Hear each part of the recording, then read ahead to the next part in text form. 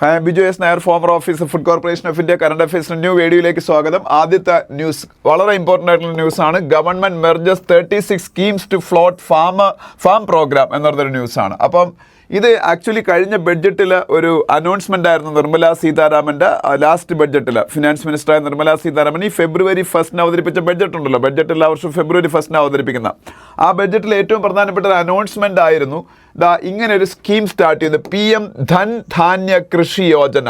PM Dhan ധാന്യ കൃഷി Yojana.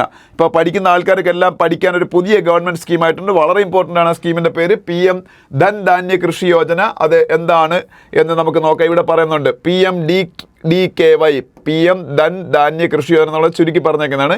AIIMS at enhancing agriculture productivity കൂട്ടുക, increasing adoption of crop diversification കൂടുതലായിട്ട് പ്രൊമോട്ട് ചെയ്യുക, സസ്റ്റൈനബിൾ അഗ്രികൾച്ചറൽ പ്രാക്ടീസസ് പ്രൊമോട്ട് ചെയ്യുക, പോസ്റ്റ് ഹാർവസ്റ്റ് സ്റ്റോറേജ്, അതായത് കൃഷി എടുത്തതിന് ശേഷം, വിളവെടുത്തതിന് ശേഷം ഈ സാധനങ്ങളൊക്കെ സംഭരിക്കണ്ടേ, സ്റ്റോർ ചെയ്യണ്ടേ, അപ്പോൾ അതിന് കൂടുതലായിട്ടുള്ള ഫെസിലിറ്റീസ് ഉണ്ടാക്കുക. ഇതൊക്കെയാണ് അതിൻ്റെ ലക്ഷ്യം. 24,000 crores ആണ് ഇതിനു വേണ്ടിയിട്ട് അലോക്കേറ്റ് ചെയ്തിരിക്കുന്ന എമൗണ്ട്.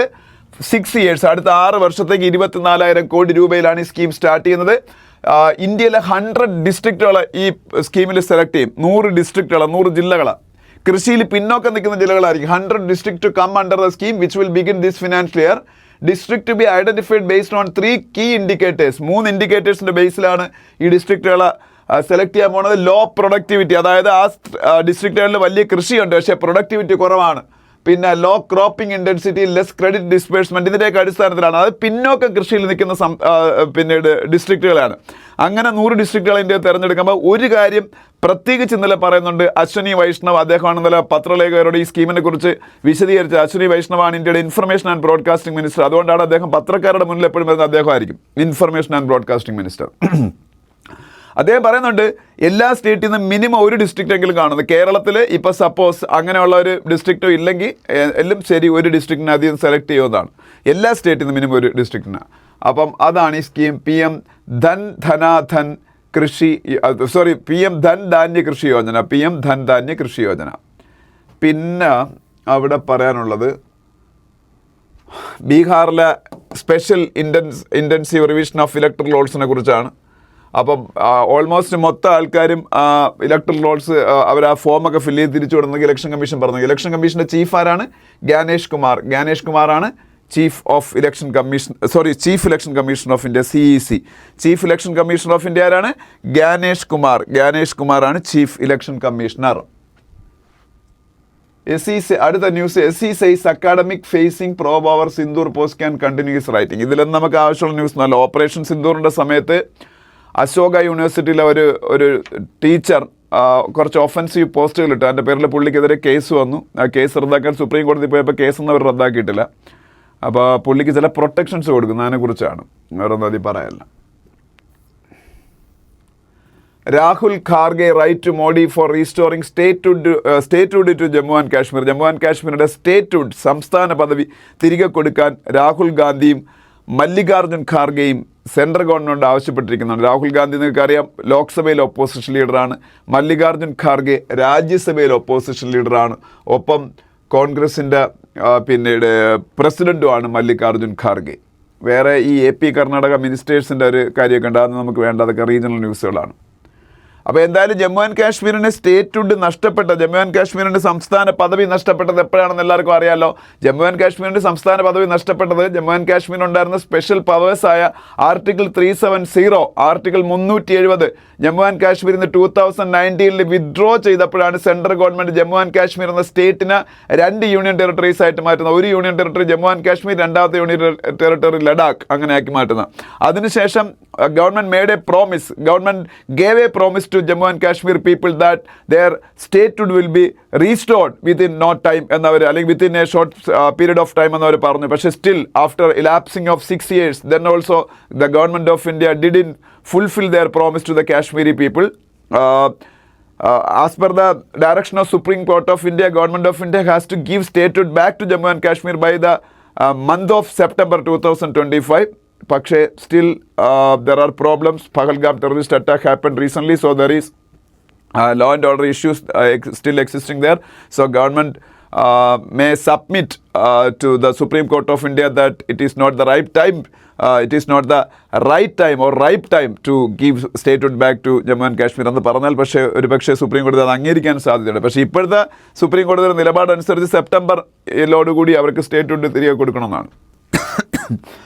ഇത്രയാണ് ആ പേജിലുള്ളത്. അതിൻ്റെ അടുത്ത പേജിൽ സ്റ്റേറ്റ്സ് പേജിൽ Gujarat closes 5 Narmada canal bridges citing safety risk after Vadodara mishap എന്നൊക്കെ ന്യൂസാണ്. നർമ്മദ കനാൽ ഈ ഇടയ്ക്ക് ആക്ച്വലി ഒരു ഗംഭീര ബ്രിഡ്ജ് എന്ന് പറഞ്ഞൊരു ബ്രിഡ്ജ് അവിടെ കൊളാപ്സ് ആവുകയും കുറച്ച് ആൾക്കാർ മരിക്കുകയൊക്കെ ചെയ്തു. അപ്പോൾ അതിൻ്റെ അടിസ്ഥാനത്തിൽ അവിടെ കുറച്ച് ഇതുപോലുള്ള ബ്രിഡ്ജസിലൊക്കെ ഗുജറാത്ത് കൂടുതൽ സേഫ്റ്റി ഓഡിറ്റിംഗ് ഒക്കെ നടത്താൻ പോയാണ്. അതിൻ്റെ ഭാഗമായിട്ടുള്ള ഡിസിഷൻസാണ്. നമുക്കതൊന്നും വേണ്ട. ഗുജറാത്തിൻ്റെ ചീഫ് മിനിസ്റ്ററിൻ്റെ പേര് ഇവിടെ ഉണ്ട്. ഗുജറാത്തിൻ്റെ ചീഫ് മിനിസ്റ്ററിൻ്റെ പേര് ഭൂപേന്ദ്ര പട്ടേൽ എന്നാണ്. ഭൂപേന്ദ്ര പട്ടേലാണ് ഗുജറാത്തിൻ്റെ ചീഫ് മിനിസ്റ്റർ. പിന്നെ അവിടെ വേറൊരു ന്യൂസ് വീണ്ടും ഗുജറാത്തിനെ കുറിച്ച്, പക്ഷേ നമുക്കത് വേണം. Gujarat starts India's first tribal genome project. The first tribal genome project of India has been started in the state of Gujarat. അപ്പോൾ ഈ ട്രൈബൽ ജീനോം പ്രോജക്റ്റ് എന്താണെന്ന് വെച്ചാൽ അതിവിടെ പറയുന്നുണ്ട്. Gujarat has become the first state to launch a genome sequencing initiative focused exclusively on tribal communities. അത് എന്താണെന്ന് ഇവിടെ പറയുന്നുണ്ട്. The initiative will sequence the genomes of 2000 individuals from tribal communities in 17 districts in the state. അത് എന്തിനാണെന്ന് വെച്ചാൽ അവർക്ക് ഭാവിയിൽ ഉണ്ടാകാൻ പോകുന്ന പ്രശ്നങ്ങൾ അല്ലെങ്കിൽ ഇപ്പോൾ ഉണ്ടായിക്കൊണ്ടിരിക്കുന്നതായിട്ടുള്ള അസുഖങ്ങളും അങ്ങനെയുള്ള കാര്യങ്ങളും ഒക്കെ ഉണ്ട്. അപ്പോൾ അതൊക്കെ ഇവരുടെ ജീനോം സീക്വൻസിങ് വഴി അതിൻ്റെ കാരണങ്ങൾ കണ്ടെത്താൻ അതിനെ പ്രതിരോധിക്കാനൊക്കെ കഴിയും എന്നൊരു കണക്കുകൂട്ടലിലാണ്.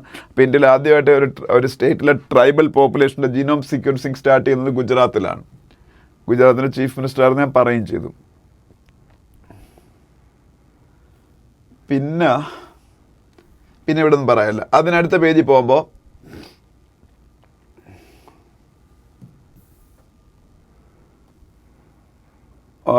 നിതീഷ് കുമാറിൻ്റെ പേരൂടെ കാണാം. നിതീഷ് കുമാർ ആരാണ്? ഒഡീഷയുടെ ചീഫ് മിനിസ്റ്ററാണ്. ഇപ്പോൾ ഇലക്ഷൻ നടക്കാൻ പോകുന്നൊരു സ്റ്റേറ്റാണ് ഒഡീഷ.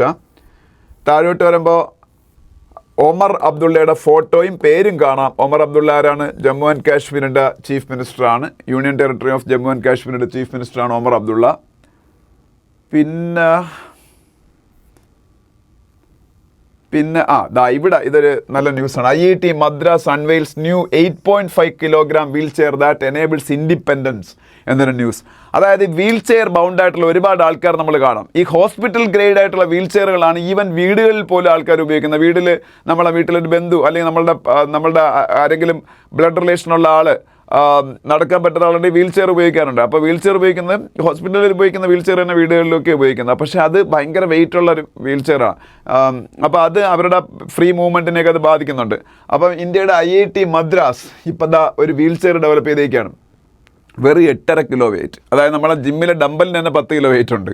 ഇത് വെറും 8.5 കിലോ വെയിറ്റുള്ള പിന്നെ ഒരു വീൽ ചെയർ എന്ന് പറയുമ്പം ഭയങ്കര യൂസ്ഫുൾ ആയിരിക്കും ഇങ്ങനെയുള്ള ആൾക്കാർക്ക്. വളരെ ലൈറ്റ് വെയിറ്റ് ആണ്, പക്ഷേ സ്ട്രെങ്തിൻ്റെ കാര്യത്തിലൊക്കെ ലോകോത്തരമാണ്, ഒരു പ്രശ്നവുമില്ല.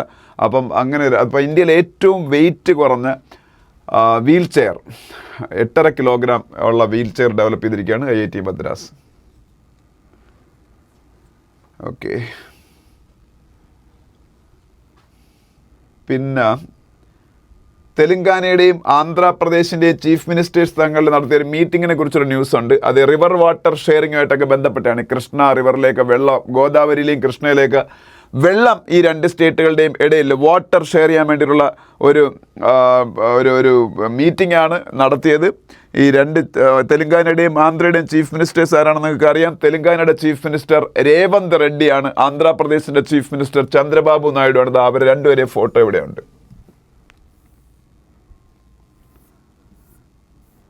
അപ്പോൾ പിന്നെ ആന്ധ്രാപ്രദേശിൻ്റെ ചീഫ് മിനിസ്റ്റർ ഇന്ത്യയുടെ സ്പോർട്സ് മിനിസ്റ്ററെ കാണുന്നൊരു ഫോട്ടോ ഉണ്ട്. ആന്ധ്രാപ്രദേശിൻ്റെ ചീഫ് മിനിസ്റ്റർ ഇപ്പം ഞാൻ പറഞ്ഞ ചന്ദ്രബാബു നായിഡു. അതിനൊപ്പം അദ്ദേഹത്തിനൊപ്പം മൻസുഖ് മാണ്ഡവ്യ ഇരിക്കുന്ന കാണാം. Mansukh Mandaviya is the sports minister of India. Mansukh Mandaviya is the sports minister of India. അപ്പം വേറൊന്നും അവിടെ പറയാമല്ലോ, എത്രയാണ് അവിടെ പറയാനുള്ളത്. ഇനി അതിൻ്റെ അടുത്ത പേജ് എഡിറ്റോറിയൽ പേജിലേക്ക് പോകുന്നു. എഡിറ്റോറിയൽ പേജിലേക്ക് പോകുമ്പോൾ സം ചിയർ എന്ന് പറഞ്ഞ എഡിറ്റോറിയലാണ് ഫസ്റ്റ് എഡിറ്റോറിയൽ. ഈ എഡിറ്റോറിയൽ എന്തിനെക്കുറിച്ചാണെന്ന് വെച്ചാൽ ഇന്നലെ ഞാൻ പറഞ്ഞു മിക്കവാറും അടുത്ത ദിവസത്തെ ഹിന്ദുവിൽ എഡിറ്റോറിയൽ ഇതിനെക്കുറിച്ചായിരിക്കുമെന്ന് ഞാൻ പറഞ്ഞായിരുന്നു. ഇന്നലെ മോസ്റ്റ് പ്രോബബ്ലി എന്ന് പറഞ്ഞായിരുന്നു. ഹിന്ദുവിൻ്റെ ഫ്രണ്ട് പേജിലെ ന്യൂസ് ഇന്നലെ ട്രേഡ് ഡെഫിസിറ്റിനെ കുറിച്ചായിരുന്നു. ഇന്ത്യയുടെ ട്രേഡ് ഡെഫിസിറ്റ് കുറഞ്ഞതിനെ കുറിച്ചായിരുന്നു. അപ്പോൾ ഞാൻ പറഞ്ഞായിരുന്നു മിക്കവാറും അടുത്ത ദിവസം എഡിറ്റോറിയൽ ഇതായിരിക്കാൻ സാധ്യതയുണ്ടെന്ന്. അതാണ് എഡിറ്റോറിയൽ എന്ന് പറഞ്ഞാൽ. ട്രേഡ് ഡെഫിസിറ്റ് എന്താണെന്ന് അപ്പോൾ ഞാൻ പറഞ്ഞായിരുന്നു. ഇമ്പോർട്ടും എക്സ്പോർട്ടും തമ്മിലുള്ള വാല്യൂവിലെ ഡിഫറൻസ് ആണ് ട്രേഡ് ഡെഫിസിറ്റ്. ഇന്ത്യക്ക് മിക്കപ്പോഴും ട്രേഡ് ഡെഫിസിറ്റാണ് ഉണ്ടായിക്കൊണ്ടിരിക്കുന്നത്. പക്ഷേ ട്രേഡ് ഡെഫിസിറ്റ് മാക്സിമം കുറയ്ക്കുക എന്നുള്ളതാണ് നമ്മുടെ ലക്ഷ്യം. അപ്പോഴേ നമ്മളുടെ കറണ്ട് അക്കൗണ്ട് ഡെഫിസിറ്റ് കുറയുള്ളൂ. കറണ്ട് അക്കൗണ്ട് ഡെഫിസിറ്റ് കൂടിപ്പോയാൽ നമ്മുടെ റുപ്പി വാല്യൂ ഒക്കെ എഗെയിൻസ്റ്റ് ഡോളർ ഡിപ്രീഷിയേറ്റ് ചെയ്യാനുള്ള സാധ്യതയുണ്ട്. So now India's trade deficit is in a comfortable position. അത് കഴിഞ്ഞ Q1 അതായത് April May June financial year April May June ആണ് Q1.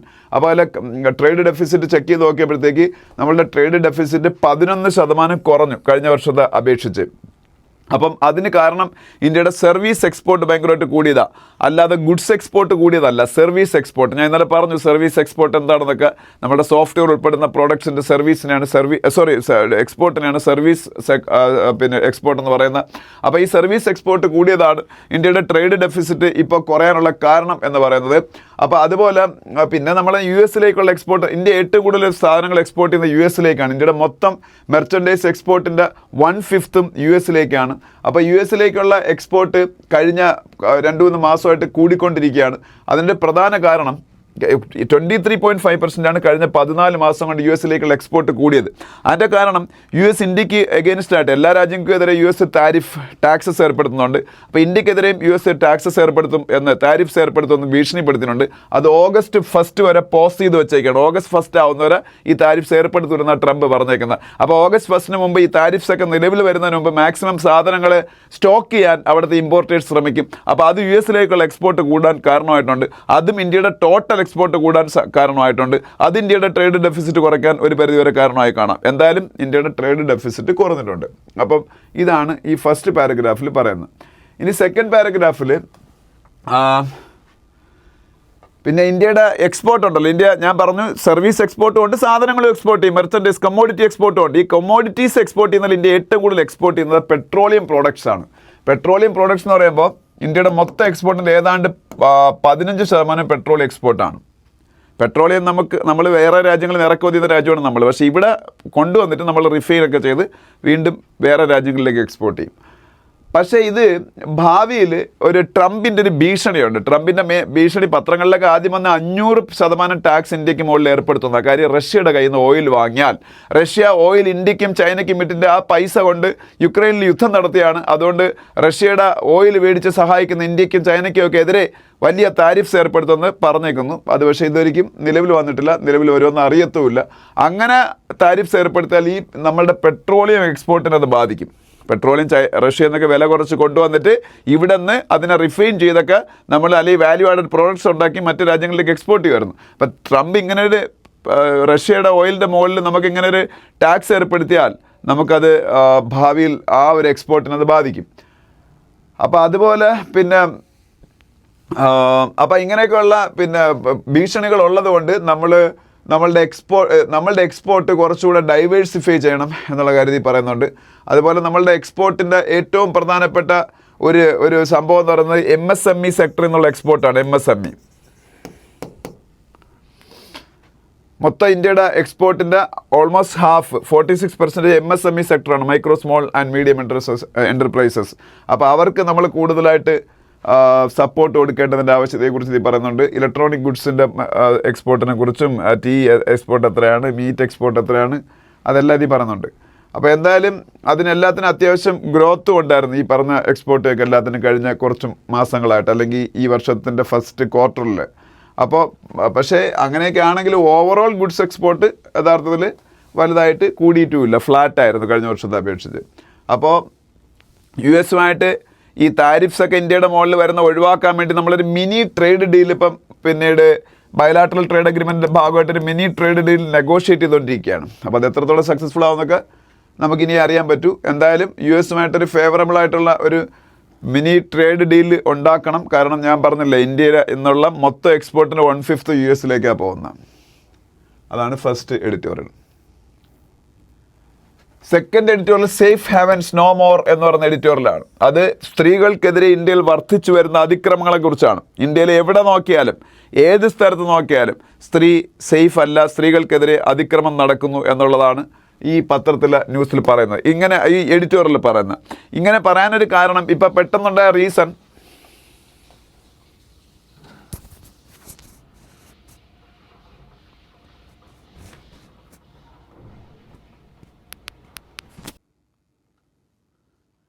ഇനി രണ്ടാമത്തെ എഡിറ്റോറിയലിലേക്ക് നമുക്ക് പോകാം. സേഫ് ഹാവൻസ് നോ മോർ എന്ന് പറയുന്ന എഡിറ്റോറിയലാണ്. ആക്ച്വലി ഈ എഡിറ്റോറിയൽ എന്തിനെ കുറിച്ചാണെന്ന് ചെയ്ത് നിങ്ങൾക്ക് സ്വന്തമായിട്ട് വായിച്ച് മനസ്സിലാക്കാവുന്നേ ഉള്ളൂ. ഞാൻ വളരെ ഡീറ്റെയിൽഡ് ആയിട്ട് പറയേണ്ട കാര്യമൊന്നുമില്ല, കാരണം ഇത് സിമ്പിൾ ആയിട്ടുള്ള എഡിറ്റോറിയലാണ്, കാര്യം നമുക്ക് അറിയാവുന്നതുമാണ്.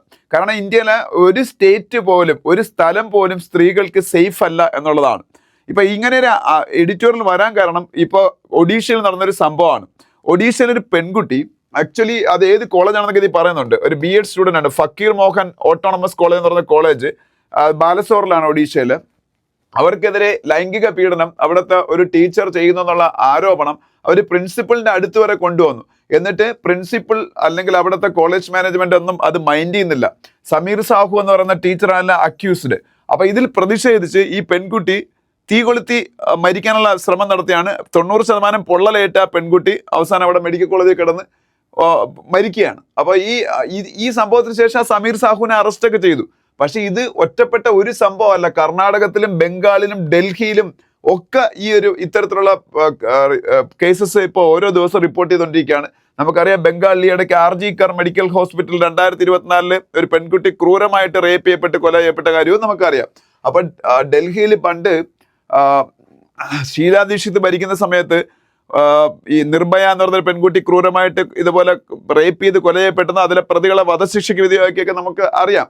പക്ഷേ അതിനുശേഷവും ആ നിർഭയയുടെ റേപ്പും മർഡറും പോലും നമ്മളുടെ അതിനുശേഷം വലിയ സ്ട്രിഞ്ചൻ്റ് ആയിട്ടുള്ള ലോസ് ഒക്കെ ഉണ്ടായെങ്കിലും സ്ട്രിഞ്ചൻ്റ് ആയിട്ടുള്ള നിയമങ്ങളൊക്കെ ഉണ്ടായെങ്കിലും നമ്മളുടെ ഗ്രൗണ്ട് ലെവലിൽ വലിയ മാറ്റങ്ങളൊന്നും വന്നിട്ടില്ല എന്നുള്ളതാണ് സത്യം. എന്തായാലും ഒഡീഷ ഗവൺമെൻറ് ഈ നിർഭയ പ്രശ്നം വന്നതിന് ശേഷം ഒരു ഇന്റേണൽ കംപ്ലയിൻറ്റ് കമ്മിറ്റി എല്ലാ ഇൻസ്റ്റിറ്റ്യൂഷൻസിലും വേണം എന്ന് sexual harassment of women at work place act 2013 എന്ന് പറഞ്ഞ ആക്ട് ഉണ്ട്. ആ ആക്ടിന്റെ ബേസിൽ എല്ലാ സ്ഥലങ്ങളിലും ഇന്റേണൽ കംപ്ലയിൻറ്റ് കമ്മിറ്റി വേണമെന്നാണ് പറഞ്ഞത്. പക്ഷേ അതുപോലെ ഇന്ത്യയിൽ എല്ലായിടത്തും ഇല്ല. ഇപ്പോൾ ഒഡീഷയുടെ ചീഫ് മിനിസ്റ്റർ മോഹൻ മജി അത് എല്ലായിടത്തും 24 hours ഇംപ്ലിമെന്റ് ചെയ്യണമെന്ന് പറഞ്ഞേക്കാണ് ഇന്റേണൽ കംപ്ലയിൻറ്റ് കമ്മിറ്റി. അങ്ങനെയുള്ള കാര്യങ്ങളൊക്കെ പറയുന്നുണ്ട് ഇതിൻ്റെ അകത്ത്. പിന്നെ ഇപ്പോൾ NCRB national crime records bureau ആണ് ഇന്ത്യയിൽ ക്രൈമുകളുടെ വിവരങ്ങൾ സൂക്ഷിക്കുന്നത്. അവരുടെ 2023 റിപ്പോർട്ട് തന്നെ, പുതിയ ലേറ്റസ്റ്റ് റിപ്പോർട്ട് വന്നിട്ടില്ല. 2023 അല്ലെങ്കിൽ 2023 വരാനുള്ളത്. 2022 റിപ്പോർട്ട് അനുസരിച്ച് 4,45,256 4,45,256 cases of crimes against women ആണ് റിപ്പോർട്ട് ചെയ്യപ്പെട്ടുള്ളത്. 2021 അപേക്ഷിച്ച് 4% കൂടുതലാണ്. ഇതിൽ വിമൻ അഗെയിൻസ്റ്റ് ആയിട്ടുള്ള ക്രൂവൽറ്റി ഏറ്റവും കൂടുതൽ ചെയ്യുന്നത് 31.4% ഹസ്ബൻഡോ അവരുടെ റിലേറ്റീവ്സോ ആയിരിക്കും. ഒരു 18.7% കേസസ് അവരുടെ മോഡസ്റ്റി ഔട്ട്റേജ് ചെയ്യുന്ന രീതിയിലുള്ള ക്രൈംസ് ആയിരിക്കും. 7.1% 7.1% റേപ്പാണ്. അങ്ങനെ ആ സ്ത്രീകൾക്കെതിരെയുള്ള പിന്നീട് 4,45,256 കേസസ് ആണ് 2022 റിപ്പോർട്ട് ചെയ്യപ്പെട്ടിരിക്കുന്നത്. അത് തന്നെ 4% 2021 അപേക്ഷിച്ച് കൂടുതലാണ്. അതിൽ തന്നെ പിന്നെ ബൈഫർക്കേഷനാണ്. ഗാർഹിക പീഡനം അതാണ് ഏറ്റവും കൂടുതൽ 31.4%. പിന്നെ സ്ത്രീകളുടെ പിന്നീട് അന്തസ്സിന് എതിരെയുള്ള കടന്നുകയറ്റം അത് 18.7%, റേപ്പ് 7.1%. അപ്പം ഇതെല്ലാം സൂചിപ്പിക്കുന്നത് എന്താണെന്ന് വെച്ചാൽ സ്ത്രീകൾക്കെതിരെയുള്ള അതിക്രമങ്ങൾ ഇന്ത്യയിൽ കൂടിക്കൂടി വരുന്നു.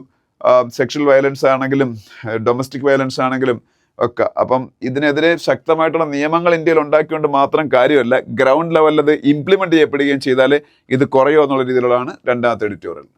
പിന്നെ എനിക്ക് ഇന്നിപ്പം മറ്റ് ആർട്ടിക്കിൾസ് ഒന്നും ഡിസ്കസ് ചെയ്തുകൊണ്ടിരിക്കാനുള്ള ടൈമില്ല. യഥാർത്ഥത്തിൽ നിങ്ങൾക്ക് സ്വന്തമായിട്ട് വായിച്ചാൽ തന്നെ മനസ്സിലാവുന്ന ആർട്ടിക്കിളാണ്. ഇതിന്റെ കണ്ടന്റ് നമ്മൾ പലതവണ പറഞ്ഞിട്ടുള്ളതാണ്. Fencing out the voter in Bihar's poll roll preparation, അത് ബീഹാറിലെ SIR കുറിച്ചാണ്. Special intensive revision of electoral റോൾസിനെ കുറിച്ചാണ്. അതുമായിട്ട് ബന്ധപ്പെട്ട് പല ആർട്ടിക്കിൾസ് ഹിന്ദുവിൽ വന്നിട്ടുണ്ട്. അതെല്ലാം ഞാൻ എഡിറ്റോറിയൽസ് 2 വന്നിട്ടുണ്ട്. അതെല്ലാം ഞാൻ ഡിസ്കസ് ചെയ്തിട്ടുള്ളതാണ്. അപ്പോൾ അതിൽ വേറെ ഒന്നുമല്ല വിവാദം. ഇലക്ട്രൽ റോൾസ് റിവൈസ് ചെയ്യാനുള്ള അവകാശം ഇലക്ഷൻ കമ്മീഷനുണ്ട്.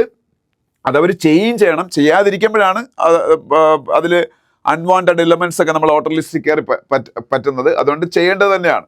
നമ്മളുടെ കോൺസ്റ്റിറ്റ്യൂഷൻ്റെ ആർട്ടിക്കിൾ 324 324 ഈ പറഞ്ഞ ഇലക്ടറൽ റോൾസ് ഒക്കെ റിവൈസ് ചെയ്യേണ്ടതിൻ്റെ ആവശ്യകതയെക്കുറിച്ചും അതിനുള്ള പവറും ഒക്കെ നമ്മളുടെ ഇലക്ഷൻ കമ്മീഷന് കൊടുക്കുന്നതാണ്. ആർട്ടിക്കിൾ 326 പറയുന്നത് എല്ലാവർക്കും വോട്ട് അവകാശം 18 വയസ്സ് കഴിഞ്ഞ ഏത് ഇന്ത്യൻ പൗരനും യൂണിവേഴ്സൽ അഡൽട്ട് സഫറേജ് ആണ്.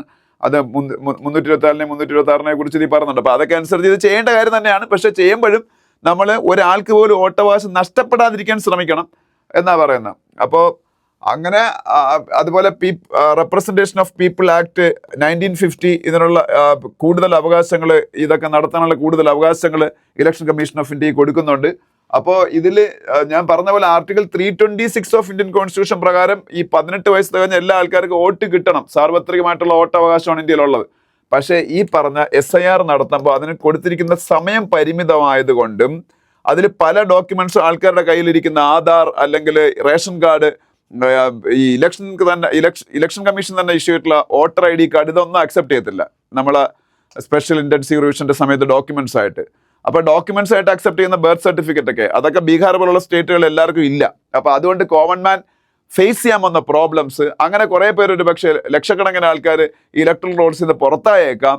അത് കഴിഞ്ഞിട്ട് ഇപ്പോൾ പുതിയൊരു ലിസ്റ്റ് ഇപ്പോൾ അവർ പബ്ലിഷ് ചെയ്യും. ആ ലിസ്റ്റ് പബ്ലിഷ് ചെയ്തിട്ട് അത് തിരുത്താൻ, നമ്മളെ പേരത് ഇല്ലെങ്കിൽ തിരുത്താനുള്ള സമയം വെറും 1 മാസമേ ഉള്ളൂ. അതൊരു പക്ഷേ നിരക്ഷരായിട്ടുള്ള ഇല്ലിറ്ററായിട്ടുള്ള ആൾക്കാർ അവരെ പേര് അതിൽ ഇല്ലാത്തത് അറിയത്ത് പോലും ഇല്ല. അപ്പോൾ അങ്ങനെയൊക്കെ പല ബുദ്ധിമുട്ടുകൾ ഇതിൻ്റെ അകത്തുണ്ട്. അതിനെയൊക്കെ ചൂണ്ടിക്കാണിച്ചുകൊണ്ടുള്ള ആർട്ടിക്കിളാണ് നമ്മളിത് പലതവണ ഡിസ്കസ് ചെയ്തിട്ടുള്ള ആർട്ടിക്കിളാണ് ബീഹാറിലെ SIR എന്ന് പറയുന്ന special intensive revision of electoral rolls എന്ന് പറയുന്ന. അത് വീണ്ടും വന്നിരിക്കുന്നതേ ഉള്ളൂ, വേറൊരു ഓതർ എഴുതിയത്. അത് സ്വന്തമായിട്ട് വായിച്ച് മനസ്സിലാക്കാവുന്നേ ഉള്ളൂ. അല്ലെങ്കിൽ എനിക്ക് ഫുൾ പറഞ്ഞുകൊണ്ടിരിക്കാനുള്ള ടൈമില്ല. പിന്നെ ഞാൻ സജസ്റ്റ് ചെയ്യുന്ന രണ്ടാമത്തെ ആർട്ടിക്കിൾ എന്ന് പറഞ്ഞാൽ ഇതാണ്, rethinking the reinforced one front war concept എന്ന് പറയുന്നത്. അതായത് ഈ ഇന്ത്യക്കെതിരെ യുദ്ധം ചെയ്തത് പാകിസ്ഥാനാണ് ഓപ്പറേഷൻ സിന്ദൂറിലെങ്കിലും, ഓപ്പറേഷൻ സിന്ദൂറിൽ പാകിസ്ഥാനാണ് ഇന്ത്യക്കെതിരെ പൊരുതിയതെങ്കിലും പാകിസ്ഥാന് വേണ്ടിയിട്ട് കംപ്ലീറ്റ് ആയിട്ട് എല്ലാ പടക്കോപ്പുകളും ആയുധങ്ങളും ഇന്റലിജൻസും എല്ലാം കൊടുത്ത് സഹായിച്ചത് ചൈനയാണ്. അതുകൊണ്ട് നമ്മൾ യഥാർത്ഥത്തിൽ ഒറ്റ എനിമിയാണെങ്കിലും 2 എനിമീസ് ഒരുമിച്ച് നിന്ന് പോരാടുന്ന പോലൊരു സിറ്റുവേഷനാണ് നമ്മൾ ഫേസ് ചെയ്തത്. അതുകൊണ്ട് ഭാവിയിൽ പാകിസ്ഥാനുമായിട്ടുള്ള യുദ്ധങ്ങളിൽ ചൈന എന്ന് പറഞ്ഞ എനിമിയുടെ ഒരു ബിഗ് പിക്ചറിനെയാണ് നമ്മൾ കാണേണ്ടത് എന്നൊക്കെ ഒരു അഭിപ്രായമുണ്ട്. പക്ഷേ ആ പറയുന്നതിൽ അത്ര കഴമ്പില്ല എന്ന്, അതുപോലെ നമ്മൾ പേടിക്കേണ്ട ആവശ്യമില്ലെന്നാണ് ഈ ആർട്ടിക്കിളിൽ പറയുന്നത്. അതായത് ഇപ്പം ഇന്ത്യക്ക് ആയുധം സപ്ലൈ ചെയ്യുന്നത് റഷ്യയും ഇസ്രായേലും US-ഉം ഫ്രാൻസുമാണ്, മെയിനായിട്ട് 4 രാജ്യങ്ങളാണ്. അപ്പോൾ ഇന്ത്യ വേറെ രാജ്യമായിട്ട് യുദ്ധം ഉണ്ടാകുമ്പോൾ, പാകിസ്ഥാനുമായിട്ട് യുദ്ധം ഉണ്ടാകുമ്പോൾ, അല്ലെങ്കിൽ ചൈനയ്ക്കെതിരെ യുദ്ധം ഉണ്ടാകുമ്പോൾ US-ന്റെ ആയുധങ്ങളാണ് യൂസ് ചെയ്യുന്നത് കരുതിയിട്ട് US ഇന്ത്യയോട് ചേർന്ന് നിന്ന് ചൈനയ്ക്കെതിരെ യുദ്ധം ചെയ്യുന്നതെന്ന് പറയാൻ പറ്റുമോ? അതിന് തുല്യമാണ് ഈ പറയുന്നതും. അതുകൊണ്ട്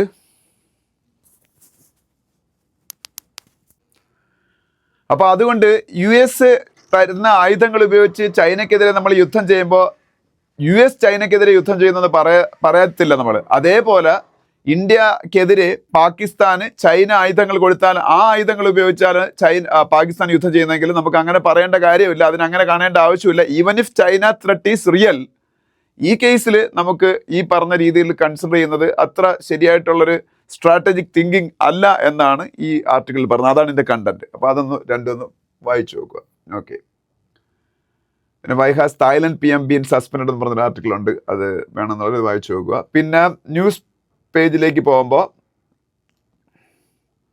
ഒരു പ്രധാനപ്പെട്ട ഡെവലപ്മെൻറ്റ്, ആൻറ്റി മോഡി റെട്ടറിക്കുമായിട്ട് മാൽദീവ്സിൽ അധികാരത്തിൽ വന്ന മാൽദീവ്സിൻ്റെ പ്രസിഡന്റ് മുഹമ്മദ് മൊയ്സു. അതുകൊണ്ട് തന്നെ ഇന്ത്യയും മാൽദീവ്സായിട്ടുള്ള റിലേഷൻഷിപ്പ് ഭയങ്കര മോശമായി. മുഹമ്മദ് മൊയ്സു അവിടെ അധികാരത്തിൽ വന്നു. ഈ ഫോട്ടോയിൽ കാണുന്നതാണ് മാൽദീവ്സിൻ്റെ പ്രസിഡന്റ് മുഹമ്മദ് മൊയ്സു. പക്ഷെ പിന്നീട് അദ്ദേഹത്തിന് ആ തെറ്റ് മനസ്സിലായി, ഇന്ത്യയെ വെറുപ്പിക്കുന്നതിൻ്റെ ബുദ്ധിമുട്ട് മനസ്സിലായി. അതിനുശേഷം 2 തവണ അദ്ദേഹം ഇന്ത്യയിലേക്ക് വന്നിട്ട് ഇന്ത്യയെ പസിഫൈ ചെയ്തു, ഇന്ത്യയെ തണുപ്പിച്ചു, ഇന്ത്യയുടെ ദേഷ്യം. ഇപ്പം ദാ മാൽദീവ്സിൻ്റെ ഇൻഡിപെൻഡൻസ് ഡേയിൽ ചീഫ് ഗസ്റ്റായിട്ട് ഇന്ത്യയുടെ പ്രൈം മിനിസ്റ്റർ നരേന്ദ്രമോദിയെ ക്ഷണിച്ചിരിക്കുകയാണ്.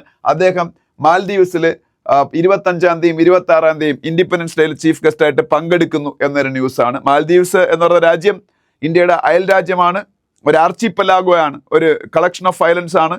അതുപോലെ മാൽദീവ്സിന് ഇന്ത്യയുമായിട്ട് വളരെ സ്ട്രാറ്റജിക് ആയിട്ടുള്ള ലൊക്കേഷനാണ് കടലിൽ. അതുകൊണ്ട് ഇന്ത്യക്ക് ആ ഒരു രീതിയിൽ വളരെ ഇമ്പോർട്ടൻ്റ് ആയിട്ടുള്ള രാജ്യമാണ് മാൽദീവ്സ്. ഓക്കെ. പിന്നെ 357 Maoist killed across country in A year എന്ന് പറഞ്ഞൊരു ന്യൂസ് ഉണ്ട്. മാവോയിസ്റ്റുകളെ ഇങ്ങനെ കില്ല് ചെയ്തതിന് ഒരു റീസൺ ഉണ്ട്. 2026 മാർച്ച് ഇന്ത്യയിൽ മാവോയിസ്റ്റ് പ്രോബ്ലം കംപ്ലീറ്റ്ലി എലിമിനേറ്റ് ചെയ്യാൻ ഹോം മിനിസ്റ്റർ വെച്ചേക്കുന്ന കട്ട് ഓഫ് ഡേറ്റ് ആണ്. പിന്നെ അനിൽ ചൗഹാൻ ഒരു സ്റ്റേറ്റ്മെന്റ് ഉണ്ട്. അനിൽ ചൗഹാൻ ആരാണ്? ഇന്ത്യയുടെ ചീഫ് ഓഫ് ഡിഫൻസ് സ്റ്റാഫാണ്. ഇന്ത്യയുടെ ചീഫ് ഓഫ് ഡിഫൻസ് സ്റ്റാഫാണ് അനിൽ ചൗഹാൻ, ജനറൽ അനിൽ ചൗഹാൻ. പിന്നെ ജാവലിൻ മിസൈൽസ്, ഇന്ത്യ അമേരിക്കയുടെ നിന്ന് വാങ്ങുന്ന ഒരു മിസൈലാണ് ജാവലിൻ മിസൈൽ. ഈ ജാവലിൻ മിസൈൽ എനിക്കൊന്ന് ഓപ്പറേഷൻ സിന്ദൂറിൽ യൂസ് ചെയ്തായിരുന്നു തോന്നുന്നു. ഈ ജാവലിൻ മിസൈൽ ഇന്ത്യയിൽ പ്രൊഡ്യൂസ് ചെയ്യാൻ വേണ്ടിയിട്ട് അമേരിക്കയുടെ സഹകരണം ചോദിച്ചേക്കാണ് ഇന്ത്യ. അതിനെക്കുറിച്ചൊരു ന്യൂസ് അവിടെ കാണാം. പിന്നെ താഴോട്ട് വരുമ്പോൾ എന്തെങ്കിലും ഉണ്ടെന്ന് നോക്കാം. താഴോട്ട് വരുമ്പോൾ ഇല്ല, താഴോട്ട് വരുമ്പോൾ വേറെ ഒന്നും പറയാനില്ല. അതിനടുത്ത പേജിൽ പോകുമ്പോൾ മമതാ ബാനർജിയുടെ ഒരു സ്റ്റേറ്റ്മെന്റ്, മമതാ ബാനർജിയുടെ ഒരു ഫോട്ടോയൊക്കെ കാണാം. മമതാ ബാനർജി ആ സ്റ്റേറ്റ്മെന്റ് നമുക്ക് ആവശ്യമില്ല. ബംഗാളികളെ BJP റൂൾഡ് സ്റ്റേറ്റുകളിൽ പീഡിപ്പിക്കുന്നു എന്നവർ പറയുന്നത് അതാണ്. പിന്നെ രാഹുൽ ഗാന്ധി ലോക്സഭയിലെ ഒപ്പോസിഷൻ ലീഡറിന്റെ ഫോട്ടോ കാണാം, ഒരു സ്റ്റേറ്റ്മെന്റും കാണാം. താഴോട്ട് വരുമ്പോൾ മണിപ്പൂരിൽ ഇപ്പോൾ പ്രസിഡന്റ് റൂളാണ്. President rule may be extended in state. മണിപ്പൂരിൽ പ്രസിഡന്റ് റൂൾ ഉടനെ അവസാനിപ്പിക്കാൻ സാധ്യതയില്ല. മണിപ്പൂരാണ് only one state in India which is under president rule. പിന്നെ വേറെ ന്യൂസ് ഒന്നും അവിടെ ഇല്ല. അതിനടുത്ത പേജിൽ പോകുമ്പോൾ നമുക്ക് വലിയ സന്തോഷം ഉണ്ടാക്കുന്ന ഒരു ന്യൂസ്,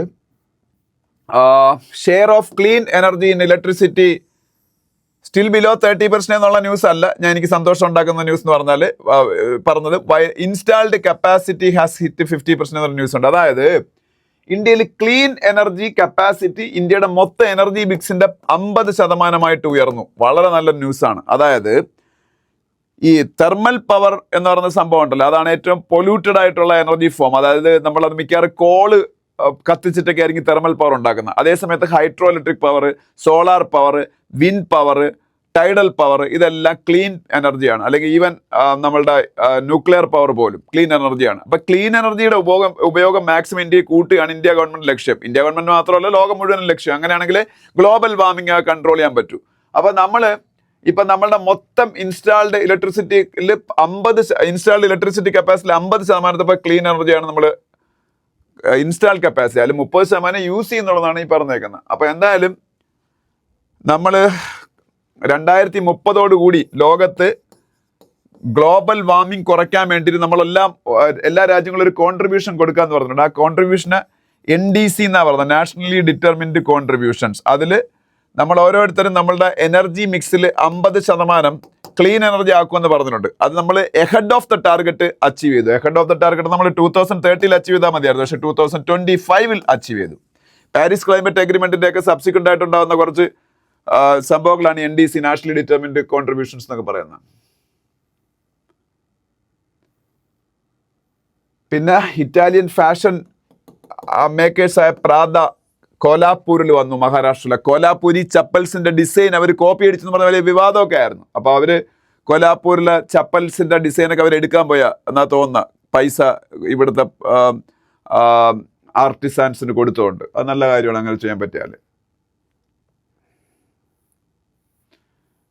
പിന്നെ ഇന്ത്യയും കാനഡയും തമ്മിലുള്ള റിലേഷൻഷിപ്പ് കൂടുതൽ ബെറ്റർ ആവുന്നൊരു ന്യൂസ് കാണാം. ഇന്ത്യയുടെ കാനഡയുടെ റിലേഷൻഷിപ്പ് ഭയങ്കര മോശമായിരുന്നു. ഖാലിസ്ഥാനി തീവ്രവാദിയായ നിജാറിന്റെ വധത്തിന് ശേഷം കാനഡയുടെ പുതിയ പ്രൈം മിനിസ്റ്ററായിട്ട് മാർക്ക് കാർണി വന്നതിന് ശേഷമാണ് മാറ്റം പ്രകടമായിട്ട് വന്നു തുടങ്ങി ഇന്ത്യ കാനഡ റിലേഷൻഷിപ്പിൽ. കാനഡയുടെ ക്യാപിറ്റൽ ഒട്ടാവയാണ്. കാനഡയുടെ ക്യാപിറ്റൽ എന്നാണ് ഒട്ടാവ. പിന്നെ അതിനടുത്ത പേജിൽ പോകുമ്പോൾ ഈ ബിസിനസ് പേജിൽ ഇന്ന് വലിയ ന്യൂസ് ഒന്നുമില്ല. എല്ലാം SBI to issue up to 20,000 crore bond എന്താണ്? ബോണ്ട് എന്ന് പറഞ്ഞാൽ കടപ്പത്രങ്ങളാണ്. കമ്പനികൾ കടം വാങ്ങാൻ വേണ്ടിയിട്ട് ഉപയോഗിക്കുന്ന ഇൻസ്ട്രുമെന്റാ. ഷെയർ വാങ്ങുമ്പോൾ നമുക്ക് ഷെയർ ചെയ്യുന്ന ഡിവിഡൻഡ് ആണ്, ലാഭവിഹിതം കിട്ടുന്നത്. ബോണ്ട് വാങ്ങുമ്പോൾ കടമായിട്ട് ലോൺ പോലെ കൊടുക്കുന്നതാണ്. അപ്പോൾ സ്വാഭാവികമായിട്ടും നമ്മളൊരു കടം എടുത്താൽ ഇൻട്രസ്റ്റ് അല്ലേ നമുക്ക് കിട്ടുന്നത് കൊടുക്കേണ്ടത്. അപ്പോൾ സ്വാഭാവികമായിട്ട് SBI ബോണ്ട് ഇഷ്യൂ എന്ന് പറഞ്ഞാൽ SBI നമ്മളത് കടം വാങ്ങുന്നതാണ്. അപ്പോൾ നമ്മൾ ബോണ്ട് വാങ്ങിയാൽ നമുക്ക് കിട്ടുന്നത് ഇൻട്രസ്റ്റ് ആണ്. ബോണ്ടിൽ ഇൻട്രസ്റ്റ് കിട്ടും, ഷെയറിൽ ഡിവിഡൻഡ് കിട്ടും. അറിഞ്ഞിരിക്കുക.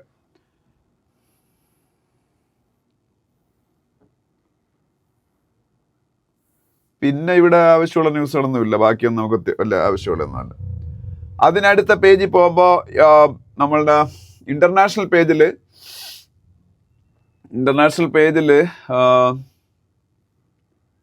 ഇല്ല, എന്നത്തെ പോലെ ഹമാസും ഇസ്രായേൽ ഇപ്പം എന്താ സിറിയയിൽ അറ്റാക്ക് നടത്തുന്നു. ഡമാസ്കസ്, സിറിയയുടെ ക്യാപിറ്റലാണ് ഡമാസ്കസ്. ഇപ്പം സിറിയയിൽ ഇസ്രായേൽ അറ്റാക്ക് നടത്തുന്നു. അതിനെക്കുറിച്ചുള്ള ന്യൂസ് ഉണ്ട്. ഇസ്രായേലിന്റെ പ്രധാനമന്ത്രി ബെഞ്ചമിൻ നെതന്യാഹുവിന് ഉള്ള സപ്പോർട്ട് അവിടുത്തെ ഒരു പാർട്ടി പിൻവലിച്ചതിനെ കുറിച്ചുള്ള ന്യൂസ് ഉണ്ട്. ഇസ്രായേലിന്റെ പ്രൈം മിനിസ്റ്ററിന്റെ അതിനുള്ള സപ്പോർട്ട്. പിന്നെ എർദോഗാൻ, ടർക്കിയുടെ പ്രസിഡന്റ് റെസെപ് തായിബ് എർദോഗാനുമായിട്ട് ബന്ധപ്പെട്ട ന്യൂസ് ഉണ്ട്. ടർക്കിയുടെ പ്രസിഡന്റ് ആരാണ്? Recep തായിബ് Erdogan. Turkey is the only one Muslim nation, Muslim majority nation in Europe. ആ ടർക്കിയുടെ പ്രസിഡന്റാണ് റെസെപ് തായിബ് എർദോഗാൻ. ആൻഡ് ടർക്കിയുടെ ക്യാപിറ്റൽ അങ്കാറയാണ്. അങ്കാറ, ടർക്കിയുടെ ക്യാപിറ്റൽ അതാണ്, അങ്കാറ. പിന്നെ സ്പോർട്സ് പേജിലേക്ക് പോകുമ്പോൾ ഈ പേജിൽ വലുതായിട്ടൊന്നും പറയാനില്ല. അതിനടുത്ത പേജിൽ ഗോൾഫ് പ്ലെയറായ ഇങ്ങനെ പേരൊന്ന് പഠിച്ചു വെച്ചോക്കണം. റോറി മക്കിലോറി. ഇങ്ങനാണ് റോറി മക്കിലോറി. റോറി മക്കിലോറി. ഒരല്ലേ ഉള്ളേ, ഒറ്റയല്ലേ ഉള്ളൂ. പിന്നെ ഇന്ത്യയുടെ ബാഡ്മിൻ്റൺ പ്ലെയേഴ്സ് ലക്ഷ്യ സെൻ, സാത്വിക് സായിരാജ്, ചിരാഗ് ഷെട്ടി. ഈ പേരൊക്കെ പഠിച്ചു വെച്ചേക്കണം. ലക്ഷ്യ സെൻ, സാത്വിക് സായിരാജ്, ചിരാഗ് ഷെട്ടി, ഈ പേരുകളൊക്കെ പഠിച്ചു വെച്ചേക്കുക. 3 പേരും ബാഡ്മിൻ്റൺ പ്ലെയേഴ്സാണ്.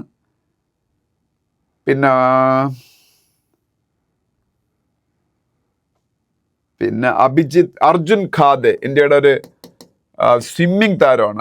അർജുൻ ഖാദെ, KADHE. സ്വിമ്മിങ് അല്ല, ടെന്നീസ് താരമാണ്. ടെന്നീസ്, അർജുൻ ഖാദെ. അതുപോലെ വിജയ് സുന്ദർ, ഇതൊക്കെ ടെന്നീസ് പ്ലെയേഴ്സാണ്. ഓക്കെ, അപ്പോൾ ഇത്രയാണ് ഇന്നത്തെ ഹിന്ദു ന്യൂസ് പേപ്പർ.